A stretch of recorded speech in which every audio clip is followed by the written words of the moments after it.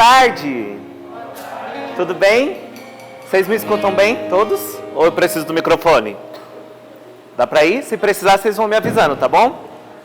Então, como disseram, eu sou o Leonardo, o Léo. Sou o Léo, sou homem, tenho 30 anos, sou filho de Deus, eucaristós, celibatário pelo reino dos céus, membro de comunidade de vida. Vocês entenderam o que eu acabei de fazer aqui? Sim, não, talvez.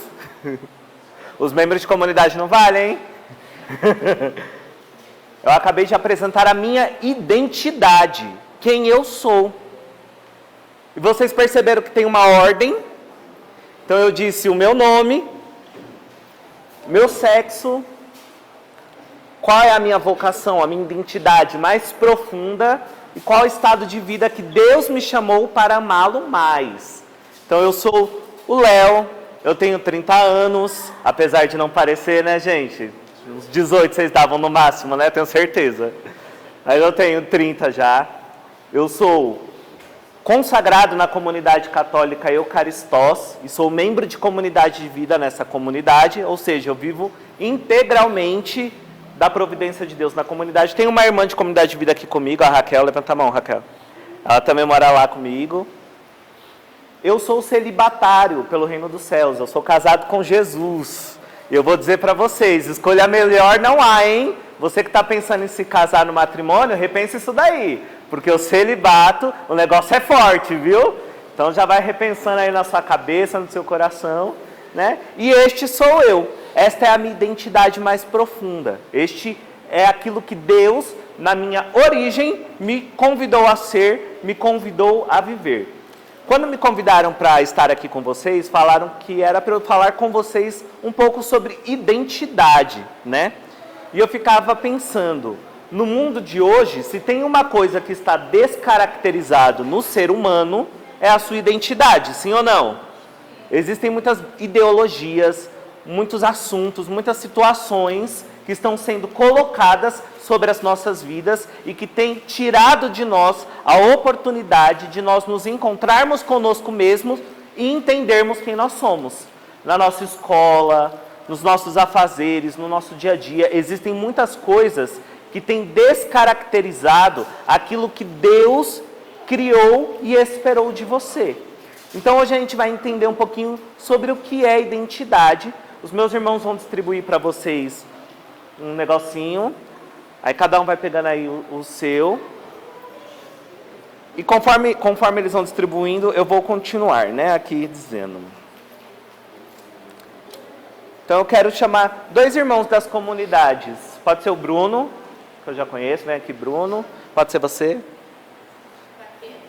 Pra cá comigo. Eles também vão se apresentar para vocês. Então eles vão dizer a identidade deles, quem eles são, qual é a identidade mais profunda, estado de vida, forma de vida. Não sei se eu estou comprometendo os irmãos se já discerniram ou não, mas vai dizer para o povo. Obrigada. Boa tarde. Boa tarde! Boa tarde, gente! Boa tarde! Meu nome é Thalita.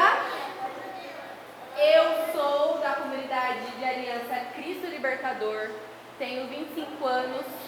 Sou vocacionada ao matrimônio. Agora eu estou namorando com o Pedro, daqui da comunidade. Estamos caminhando para o noivado. Que mais? Sou ministra da comunicação. E acho que é isso. Muito bem. Boa tarde.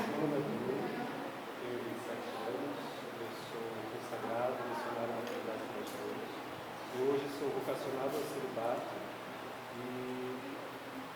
e mais é isso. Muito bem, vamos aplaudir os nossos irmãos. Então é isso, nós estamos aqui para falar sobre identidade, para falar sobre aquilo que nós somos. E vocês percebem que nós três que nos apresentamos para vocês com características firmes daquilo que é o propósito de Deus para nós, certo? Então peço que você pegue esse espelhinho aí, olha para ele, olha para esse espelhinho. Reflete o seu olhar, o seu rosto neste espelho. Tenta encontrar, nesse reflexo que você está vendo neste espelho, uma característica sua que te diferencie do irmão que está do lado. Qual característica sua, específica, que te diferencia deste irmão? Vai olhando aí para você, vai fazendo essa leitura da sua imagem nessa hora.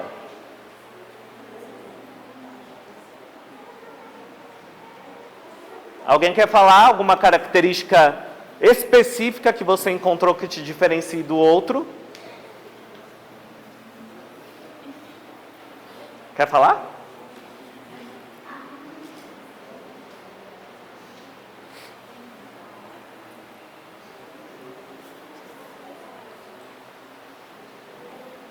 E aí, alguém?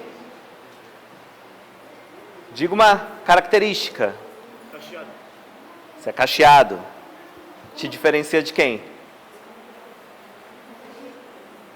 Dela. Muito bem. Quem mais? Você tem um cabelo curto? Te diferencia de quem isso? Muito bem. Mais alguém? Mais alguma característica pontual que você vê em você que você não enxerga no outro? Você é ruivo.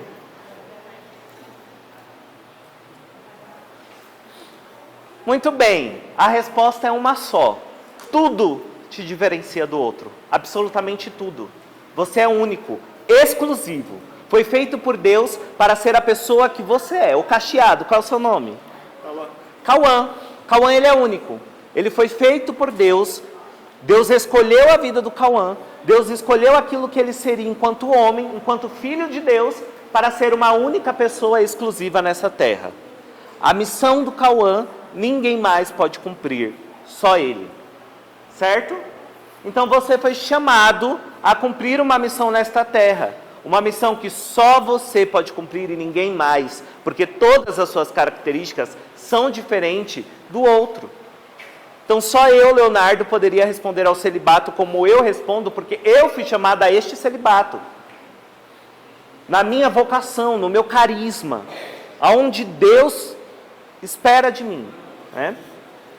Tem uns irmãos lá em casa que eles estão num processo de discernimento aí de estado de vida, estão se encontrando consigo mesmo, e muitas vezes o que eu percebo são comparações com aquilo que eles vão vendo na comunidade, na igreja, na sociedade, que vai fazendo com que o olhar dessas pessoas fica poluído a ponto dela não conseguir identificar aquilo que Deus pensou e esperou dela. Então eu e você, escolhidos por Deus para sermos esta pessoa única, somos chamados a compreender a nossa identidade como este lugar único. E aí, eu faço uma pergunta para você. Por que você entende qual é a sua identidade? Para quê? O porquê? Você não pode só viver a vida sem precisar dizer quem você é. Você não pode só viver a vida sem dar explicação para nada e nem ninguém.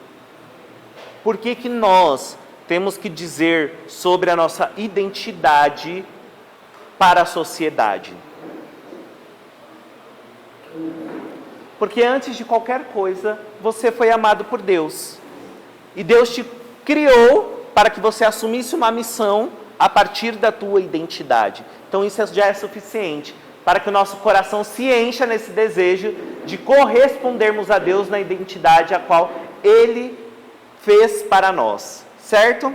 Você é amado por Deus, sim ou não? Sim! Você crê nisso? Sim! A Thalita crê muito! Glória a Deus! Isso é bom. Você precisa crer e acreditar naquilo que é promessa de Deus para a tua vida. E o que é promessa de Deus para a tua vida? Você trouxe Bíblia? Não? Mas eu trouxe e eu vou ler para você, tá bom? Os meus irmãos também não trouxeram, né? 1 João, a epístola de 1 João, no capítulo 4, os versículos do 15 ao 19, vai nos dizer desta forma: aquele que confessa que Jesus é o Filho de Deus, Deus permanece nele e ele com Deus. Então nós aqui já dissemos que nós cremos em Deus, que nós cremos no seu amor. Ou seja, já estamos dentro deste versículo 15, porque aquele que confessa que Jesus é o Filho de Deus e nós cremos nisso, este permanece com Deus e Deus permanece nele. Pois bem, ele vai seguir dizendo: e nós temos reconhecido o amor de Deus por nós e nele cremos. Deus é amor. Aquele que permanece no amor, permanece em Deus e Deus permanece nele. Nisso consiste a perfeição do amor em nós, que tenhamos plena confiança no dia do julgamento, porque tal como ele é, também somos nós neste mundo. Não há temor no amor. Ao contrário, o perfeito amor lança fora o temor, porque o temor implica castigo, e o que teme não chegou à perfeição do amor. Quanto a nós aqui reunidos, amamos porque Ele nos amou primeiro. Então nós encontramos e entendemos a nossa identidade, porque João vai dizer na sua epístola que Deus nos amou primeiro. Então nada mais justo do que devolvermos para Deus este amor primeiro que Ele fez com que crescesse em nossos corações, certo? A nossa identidade, ela vai muito além daquilo que a sociedade tem nos apresentado como uma característica fiel daquilo que eles pensam que precisa ser. Ou seja, a sociedade de hoje, ela tem nos dado muito conteúdo, um conteúdo atrás do outro. Todo mundo aqui tem redes sociais, sim? Então lá na sua rede social, você vai passando ali o dedo na sua timeline o dia inteiro, e é informação que não acaba. O dia inteiro tem informação na sua mente. O dia inteiro está sendo jogado para dentro de você coisas que não são para você. Coisas que não fazem parte da vida de uma pessoa que deseja amar a Deus. Por que você busca? Na maioria das vezes não. A maioria das vezes você está apenas navegando naquela rede social, e aquela rede social tem levado você a enxergar e ver coisas que não fazem parte da vida que você tem escolhido viver, que é esta vida em Deus e com Deus. Porque eu creio que se você está aqui hoje, é porque você deseja ter uma vida em Deus, certo? Sim ou não? Sim. Talvez? Então, o que nós precisamos entender, a partir da identidade, é aquilo que é vontade de Deus e aquilo que é projeto de Deus para a minha vida. E não aquilo que a sociedade, que o mundo tem imposto para mim com todas as informações que tem chegado o tempo todo de uma forma avassaladora e tomado o nosso coração, tirando o lugar de Deus na nossa vida, destronando aquele que nos constituiu. Então em 1 João nós vamos entender que nós amamos a Deus porque Ele nos amou primeiro, mas até nós chegarmos neste amor a Deus, nós precisamos antes compreender que nós nascemos porque fomos desejados por este Deus. E quando Deus te desejou, Ele te desejou porque Ele tinha uma missão específica na sua vida. Cauã, o que você deseja ser na sua profissão? Policial. Isso é muito legal. Acho que quase todos os homens, quando criança ainda, ou depois de adolescente, tem uma vontade de ser policial, né? Ou bombeiro, ou algo nesse sentido. Isso faz parte do homem, daquilo que o homem deseja ser, né? Na sua valentia, no seu desejo de salvar o mundo, não é mesmo? E aí, dentro disso, pode existir uma missão, daquilo que Deus deseja realizar na vida dele, e a partir disso, ele constituir a identidade daquilo que Deus o chamou a ser e a viver nesta terra. Nós vamos vivendo num mundo onde o tempo todo nós buscamos responder algumas perguntas que o mundo vai fazendo para nós, como quem eu sou, para que eu nasci, qual é a carreira que você quer seguir. Todas essas perguntas que as pessoas vão fazendo para nós e que nós mesmos vamos fazendo, e nós esquecemos de perguntar para Deus quem eu sou e o que Ele quer de mim. A minha baluarte, Santa Teresa de Ávila, ela dizia para Jesus, né? Vossa sou e para vós nasci. Que quereis fazer de mim? Que beleza quando uma alma atinge esse nível de maturidade, onde a própria vontade, ela reconhece nessa própria vontade que ela não é tão boa quanto parece ser. E aí você pode me perguntar, Léo, mas aquilo que eu espero, o que eu desejo para a minha vida não é bom? Pode até ser que seja, mas eu tenho certeza absoluta que o que Deus quer para a sua vida é muito melhor do que aquilo que você imagina que você queira, do que aquilo que você imagina que é bom para você. Certo? Então, para que nós entendemos a nossa identidade, nós precisamos iniciar este relacionamento de amor para com Deus. Como que nós vamos identificando dentro dessa relação com Deus a identidade que Ele tem para a nossa vida?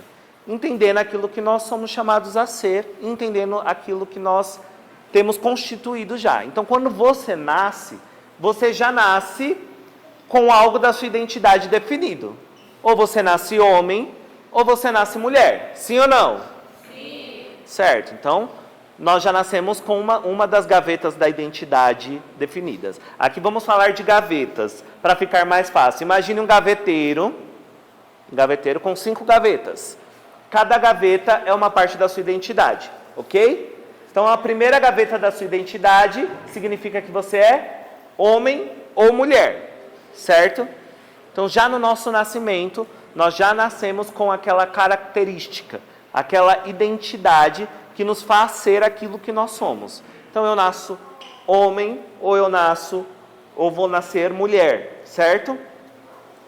Ao longo do tempo na minha vida, vai passando a minha infância, onde eu vou tendo ali o meu caráter formado, a minha vida formada, a minha mentalidade formada, até que eu chegue na adolescência e comece a fazer tomar devidas decisões que vão acarretar para o restante da minha vida e que vai construir o restante das minhas gavetas da identidade. Quando nós chegamos nessa fase da adolescência, é uma fase muito crítica, porque nós queremos tudo, mas não queremos nada. A gente quer ser tudo, mas não quer ser ninguém.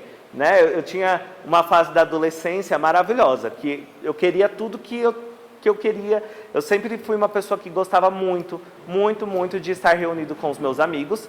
E eu chamava os meus amigos para minha casa, e aí eu dizia para minha mãe, quando os meus amigos chegavam em casa, a gente precisa comprar uma pizza para alimentar esse povo. E a minha mãe falava, mas quem te disse que eu tenho dinheiro? Eu não tinha dinheiro para bancar aquela galera, mas eu queria que eles estivessem ali comigo o tempo todo. E a minha mãe ficava louca, porque quase todo dia acontecia. Quase todo dia eu levava a gente para casa, porque eu sempre queria estar junto da galera, perto da galera, tendo ali a convivência com os meus amigos. Só que a minha mãe começou a dizer, agora você vai ter que fazer alguma coisa. Você vai juntar uma latinha, você vai vender um Yakult na rua, um Danone, alguma coisa você vai fazer. Porque assim, para pagar essas pizzas tudo, não tem salário de mãe que aguente, gente. E aí a minha mãe começou a me movimentar para que eu mudasse um pouco as minhas ações ali, para que eu começasse a amadurecer naquela questão, naquela realidade. Que era uma realidade de, eu não posso ficar chamando os meus amigos para casa todos os dias, senão eu vou acabar com o salário da minha mãe, não é? Então, todas as decisões que eu tomo agora, elas vão refletindo no meu futuro. Seja no futuro próximo, seja num futuro a longa distância. Na nossa identidade, ela vai sendo constituída conforme nós vamos caminhando neste processo de amadurecimento do nosso ser, de quem nós somos. Então, enquanto adolescente, as ideias que vão se formando, as informações que vão chegando, e hoje em dia, eu já falo me achando um velho, um senhor, né? Mas eu só tenho 30 anos, eu sei. Mas mesmo assim, né? Na minha adolescência ainda não tinha as redes sociais, assim, essas informações todas que vão chegando, que vai, de certa forma, no mundo de hoje, tirando um pouco de nós o desejo ou a vontade de fazermos algo por nós mesmos. Porque tudo parece muito rápido. Né? Eu costumo dizer lá na comunidade que as vocações estão chegando fast food para nós. A galera chega, conhece a comunidade hoje e amanhã pede um sacramental, um sinal, já quer uma noiva, um noivo, porque ninguém quer ser celibatário, não sei porquê, mas ninguém quer ser celibatário, né? O povo já chega, já quer uma namorada, um namorado, quer um sacramental, consagrar, pronto e acabou, mas ninguém quer passar pelo processo. Verdade, fala alto, Deus. Ninguém quer o processo. Por quê? Porque o processo dói, o processo machuca. E lá na comunidade, eu costumo dizer para os meus formandos, deixa doer, deixa doer. Deixa doer porque na dor você vai ser formado para aquilo que é melhor para você.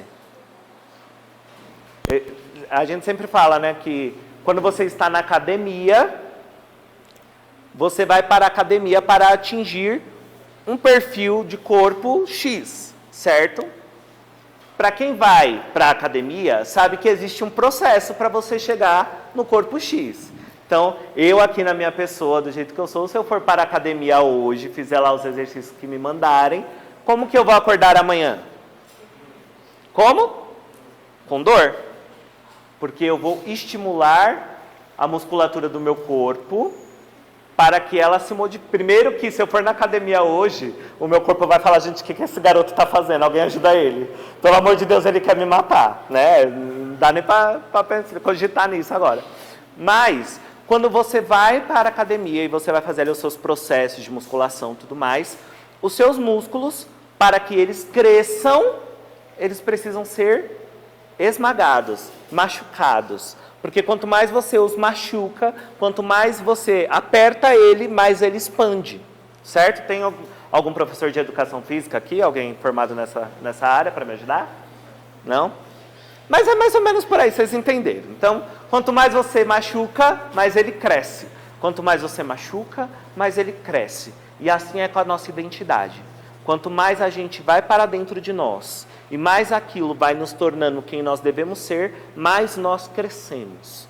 Só que para este processo de crescimento, nós vamos passar sim por um pouquinho de dor, um pouquinho de desconforto, um pouquinho de situações que vão fazer com que muitas vezes pareça que aquilo não vai chegar em lugar nenhum. Só que as coisas elas não são mágicas, elas não acontecem da noite para o dia.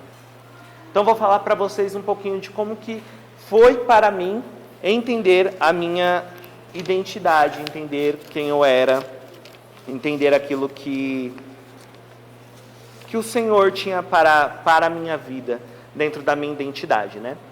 Então, eu nasci num berço católico, apesar da minha família não ser praticante. Então, nós éramos a família dos católicos de BGE, né? Estávamos ali no censo, mas não éramos praticantes. Em um certo momento da minha vida, a minha mãe disse, agora você precisa fazer primeira comunhão, mas eu não posso te acompanhar, você vai sozinho, porque a igreja é aqui do outro lado da rua, você consegue ir na paz do Senhor. E eu fui fazer ali a minha catequese, fiz a minha catequese, isso com 8, 9 anos. E quando eu fiz a minha catequese, que eu tive meu primeiro encontro com Jesus na Eucaristia, inclusive essa semana eu fiz 20 anos de primeira comunhão, né? E aí quando eu tive esse primeiro encontro com Jesus na Eucaristia, algo dentro de mim deu um estalo, alguma coisa aconteceu. Mas eu não entendi o que era, eu tinha apenas 10 anos, né? É difícil a gente ter uma compreensão de fato daquilo que nós somos chamados. Daí eu lembro que no dia da minha primeira comunhão, eu estava todo envolvido naquela mística, graças a Deus eu era de uma paróquia muito espiritual, muito espiritualizada, um povo que rezava muito. Então, naquele dia, eu lembro que foi uma preparação muito bonita, eu lembro que as catequistas fizeram uma oração conosco antes, tudo mais, nos deixaram bem à vontade para que a gente pudesse ter um encontro ali, bem pessoal mesmo, com Jesus Eucarístico. Pois bem, chegou a hora de receber Jesus na Eucaristia. Naquele momento, enquanto eu ia caminhando com a minha vela acesa para receber Jesus na Eucaristia, eu ia olhando o padre fazer aquele movimento de toda hora, elevar o corpo de Cristo e dizer para aquela pessoa, o corpo de Cristo, aquilo de alguma forma foi chamando a minha atenção. Parecia um imã, assim, eu não conseguia desviar meu olhar do que o padre estava fazendo. E dentro de mim, algo dizia que eu queria ser como aquele homem, um dia. Ter a oportunidade de ter Jesus nas minhas mãos. Eu nem sabia direito quem era Jesus ou o que ele podia fazer.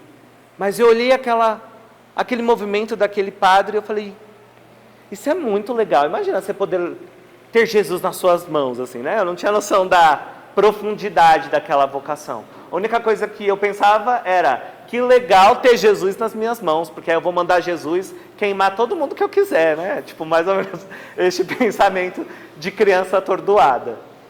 Pois bem, passou a época da catequese. Como eu disse, a minha família não era praticante, então eles não tinham costume de ir sempre para a igreja. Mas eu fiz amigos na catequese e eu continuei indo sozinho para a igreja. Passou-se um tempo, e aí foi o período do crisma, e na época do crisma eu já estava mais engajado na igreja. Naquele período do crisma eu também comecei a fazer faculdade. Então quando eu fui fazer a minha faculdade, foram 2 dilemas, porque eu comecei a conhecer um mundo desconhecido, e eu tinha o meu mundo ali com os meus amigos da igreja, do qual eu já tinha uma convivência, uma amizade, e que me levavam ali para uma experiência sempre nova com Deus. Naquele processo todo, eu comecei a viver a minha vida de adolescente, digamos assim. Então, eu faltava nas aulas para ir para o bar, eu faltava nas aulas para ir para o rolê e tudo mais, só que eu não deixei de ir para a igreja. Então lá na igreja eu era conhecido como cristão Raimundo, eu tinha um pé na igreja e outro no mundo. Então era o tempo todo, chegou o Raimundo, não me chamavam mais pelo nome, eu perdi minha identidade, porque o Raimundo estava lá e eu não fazia questão de esconder também da galera que eu estava no rolê. Então era batata que você podia esperar que no domingo, na missa das 7 da manhã, quando era a missa que eu ia cantar, eu ia já chegar muito louco do rolê, que eu vinha direto do rolê, para cantar na missa, né? E aí, essa vivência foi se desdobrando ali por uns 2 anos, mais ou menos. Até que um dia, o padre chegou em mim, né? Ele era muito amigo meu, ele almoçava na minha casa toda terça-feira. E naquele dia ele disse para minha mãe que ele não ia almoçar na minha casa, ele ia jantar na minha casa, porque ele queria me esperar. Então, quando eu cheguei em casa, para minha surpresa, o padre estava lá. Ele falou, Léo, vamos conversar? Eu falei, vamos. Ele falou, tá ficando chato essa história do Raimundo. Assim, não tá legal, porque você tá à frente da juventude, e aí, tipo assim, a mesma juventude que você leva para fazer o encontro, o Kenosis, que era o nosso encontro de jovens, você leva pro rolê, para tomar uns goró com você, para fumar um narguile. Então, assim, alguma coisa tá desencaixado nesse rolê. A gente precisa entender o que a gente vai fazer. Aí eu falava para ele, padre, tá suave, não tem ninguém morrendo, não tem ninguém matando, a gente só está curtindo a nossa adolescência e servindo na igreja. Você precisa da gente aqui, não precisa? Ele falou, eu preciso. Eu fiz, então tá tudo certo. Beleza. Aí ele falou, então tá bom, vamos fazer assim, para melhorar a sua situação. No domingo que você serve na missa de manhã, você não vai no rolê no sábado, vai no rolê na sexta. Porque aí no sábado você consegue dormir e acorda de boas no domingo para cantar na missa. Falei, nossa, padre, é verdade, a gente tinha pensado nisso, né? Que aí eu vou para a missa cansado do rolê, cheirando a cachaça, não é legal. Ele não é legal. Aí beleza, aí comecei a diminuir o rolê do sábado, eu ia para o rolê na sexta, e no domingo eu cantava na missa de boas, sem estar alcoolizado, sem estar muito louco do rolê, nem nada. Beleza, aí o padre, muito inteligente, arranjou lá uma missa, um rolê para eu fazer todo sábado de manhã. Aí ele veio com a história. Léo, agora tem o rolê aí do sábado que você assumiu. Então assim, não vai estar dando para você sair na sexta. Porque se você sair na sexta, você vai chegar alcoolizado no rolê do sábado. E aí sucessivamente o padre foi fazendo isso até que ele conseguiu, de alguma forma, me integrar nas realidades paroquiais, que a minha paróquia ela é ainda, né? Ela é muito grande. E lá na paróquia tinha diversos tipos de atividade. Então ele me enfiou em tudo. Ele foi me dando coordenação de todos os jeitos. Porque o que acontecia? Eu ia pro rolê, chamava você que estava no rolê comigo para fazer um encontro comigo e tal, só que a pessoa não ficava. Porque a experiência que ela tinha de Deus era com Deus, mas passava pela minha vida. E a minha vida não testemunhava para ela uma vida de Deus. Entende? A minha vida testemunhava para que era permitido e que tudo me convinha. Então as pessoas não conseguiam parar na minha vida e ficar na minha vida porque eu não tinha uma identidade própria para oferecer segurança para aquela pessoa. Não tinha nada em mim sólido que me fazia fazer com que aquela pessoa parasse na minha vida. Elas só passavam. E quando eu fui percebendo que essas pessoas estavam passando pela minha vida apenas e não estavam parando, ali me deu um start. Eu falei, alguma coisa está de errado nesse negócio aqui. Como que é isso? Como que eu não posso viver o meu rolê e estar na igreja ao mesmo tempo? Foi então que eu comecei a identificar que eu precisava tomar forma de quem Deus me chamava a ser, para que futuramente eu pudesse ser uma pessoa melhor, ter uma identidade mais constituída. Então, nessa época eu namorava, já estava com 17 para 18 anos, nós namorávamos, ela era um pouquinho mais velha do que eu, então nós já pensávamos em nos casar. Então, eu já estava quase fazendo 18 anos, e aí a nossa ideia era, quando eu fizesse 18 anos, a gente firmava ali o noivado, com 19 e 20 eu já casaria, porque ela era um pouquinho mais velha do que eu. Então, essa era a minha cabeça. Só que como eu ainda estava nessa questão de terminando faculdade, um dia era rolê, outro dia era igreja, nada na minha vida era muito constante, nada na minha vida era muito certo. Falei, mano, eu preciso tomar um rumo, porque se eu quero casar, se eu quero constituir uma família, eu preciso me estabelecer e saber de fato quem eu sou, né? E aí, um amigo meu da paróquia, ele disse para mim, Léo, vai ter um retiro lá no seminário, e não é um retiro para discernir vocação, é um retiro para você entender quem você é. Eu fiz, não, é nesse que eu vou então, para ver se dá um jeito aqui, porque já são muitos anos de igreja, nada funciona, nem o namoro dá jeito, nada dá jeito, então vamos ver o que Deus pode fazer com a minha vida. E aí eu fui para esse retiro no seminário. No retiro só tinha seminarista, porque era um retiro de seminário. Então, Deus foi se utilizando naquele retiro para me fazer memória daquilo que, na minha primeira comunhão, Ele tinha colocado no meu coração. Vocês lembram que eu disse que na minha primeira comunhão, eu olhei para aquele padre que toda hora que erguia a hóstia, ele fazia o corpo de Cristo, aquilo de alguma forma ia chamando a minha atenção. E ali Deus começou a me fazer memória daquilo, e conforme Deus foi me fazendo memória, Ele foi construindo um caminho dentro da minha identidade, me dizendo quem eu era. Então Deus começou a dizer, Leonardo, eu te fiz homem, eu não te fiz bicho. Porque eu vivia neste mundo parecendo um bicho, né? Eu namorava, mas eu não dava muita atenção para esse namoro, então eu acabava ficando com outras pessoas fora do meu relacionamento. Eu servia na igreja, mas eu ia para o rolê, e eu ia servir na igreja alcoolizado. Então, percebe que nada fazia sentido em nada caminhava com ninguém, nada conversava com nada. Tudo isso só acontecia porque eu, de fato, não tinha ideia de quem eu era, ou do que eu fui criado para ser.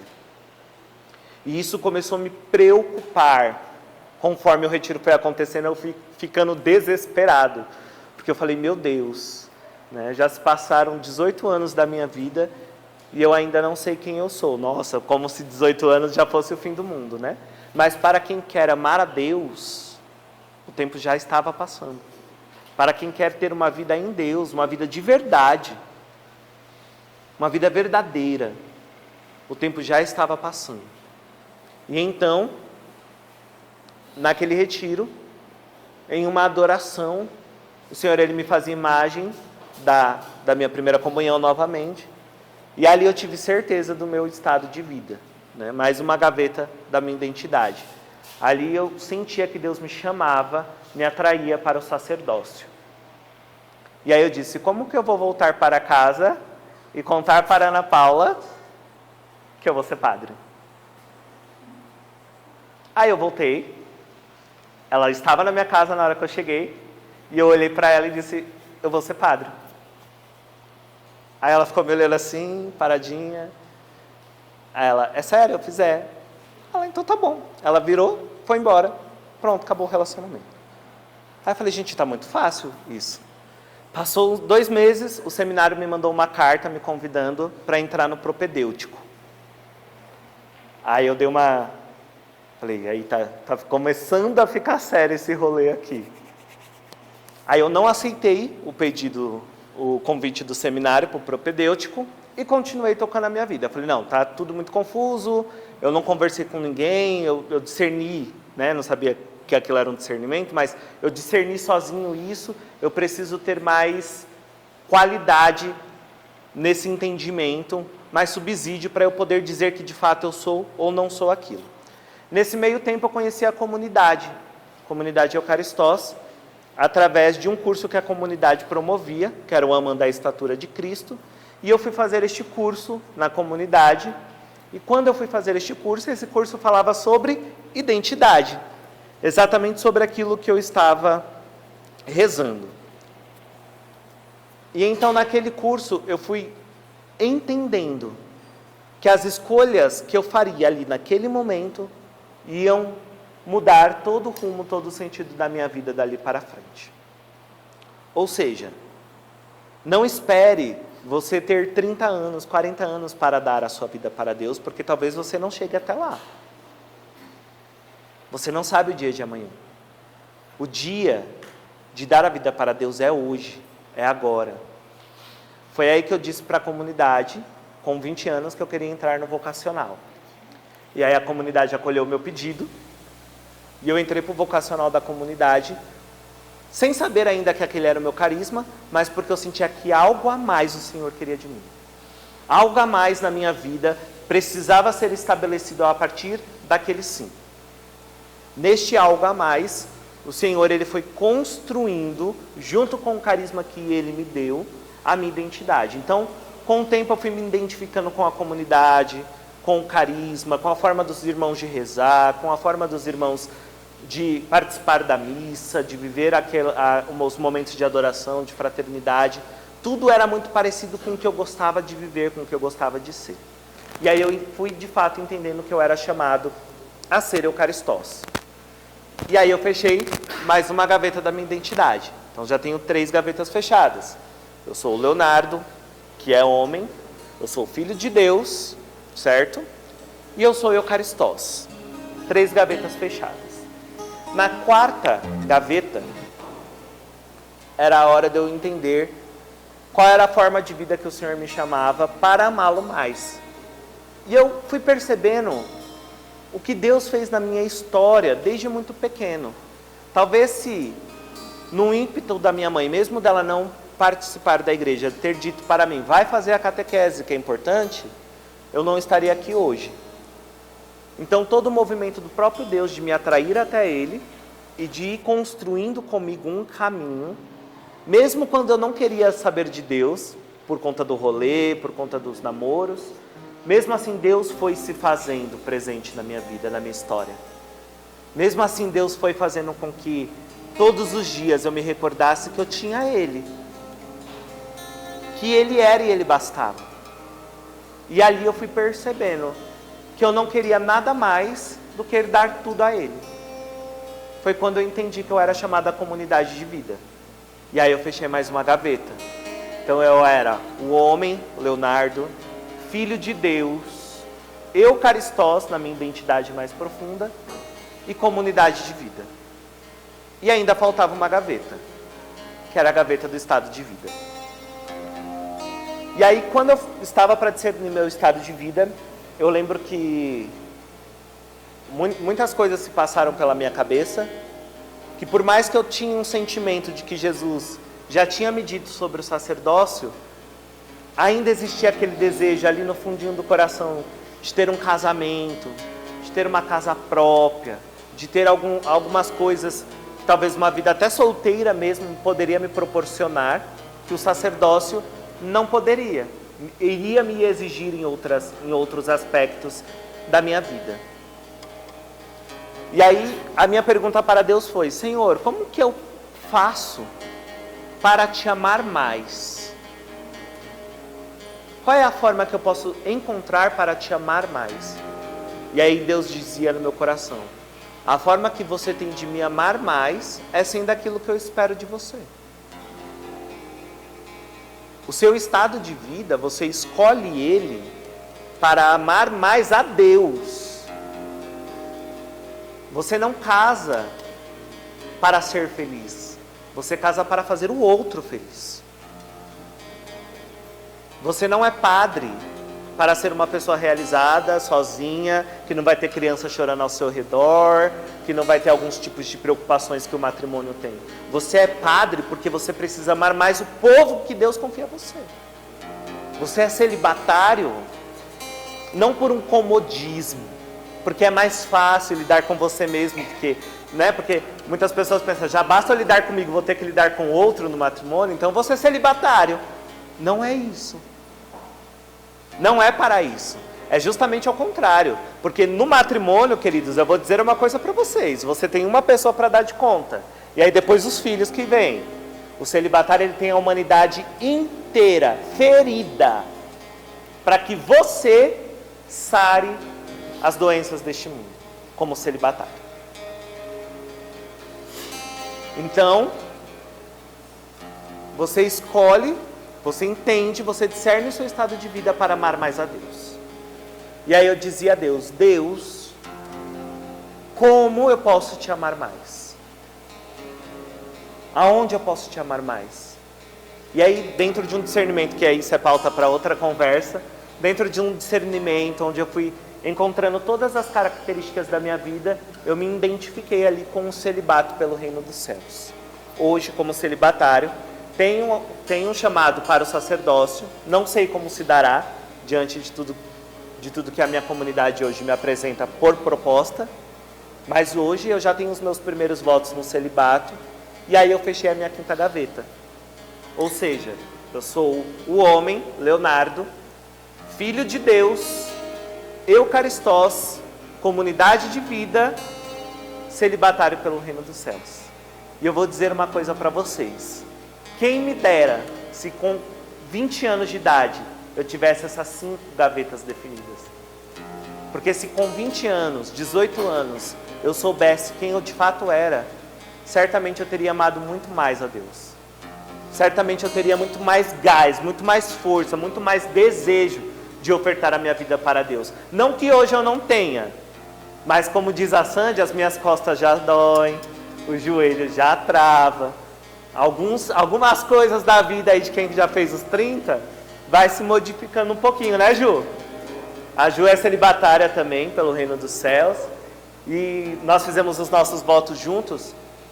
E quando nós fizemos os nossos votos, uma coisa, eu olhava para a Ju e eu olhava para mim, eu falava, se Deus tivesse dado a nós a oportunidade de feito esses votos há 10 anos atrás, eu já teria 10 anos de votos. Ou seja, eu já teria 10 anos a mais de força, de amor a Deus, dentro da identidade que Ele me deu, dentro daquilo que Ele me chamou a ser. Nós somos chamados, nós somos atraídos por este Deus que deseja fazer de nós uma tocha acesa no alto da colina para que toda a cidade possa contemplar a beleza de ser todo de Deus. O mundo de hoje, ele pode estar te oferecendo tudo que você possa imaginar através das redes sociais que você tem. Tudo que você vê na sua timeline pode ser belo, pode ser bonito, e eu não duvido que seja. Existem muitas coisas boas neste mundo para nós, muitas mesmo. Mas não existe mais nada que faça o coração do homem se encher de tanto amor, de tanto desejo, de tanta alegria, do que fazer a vontade de Deus. Eu posso dizer para vocês que eu sou o homem mais feliz do mundo pela escolha que eu fiz. No dia dos meus votos no celibato, a minha mãe me abraçou e ela disse assim para mim, eu tenho 7 filhos, mas o filho que eu tenho certeza que é mais feliz é aquele que tem feito a vontade de Deus. Naquele dia eu falei, é isso. A minha identidade mais profunda é o que faz com que eu seja todo, inteiro. Eu não sou fragmentado, eu não sou em pedaços. Não existe mais um Raimundo. Existe só o Leonardo, inteiro, todo para Deus. Não existe nada nas minhas gavetas bagunçadas, porque o Senhor, Ele me constituiu como eu sou para ser feliz. Há quem diga que a felicidade é só no céu, mas eu digo para você que fazer a felicidade de Deus nessa terra já é o início desse céu. Esse céu já começou aqui, já começou na minha carne, com os desafios que eu passo, porque eu vou te dizer, não é porque eu sou celibatário que os desejos do meu corpo, da minha mente sumiram. Não é porque você vai casar que você não vai olhar para outra mulher e para outro homem. Não é isso.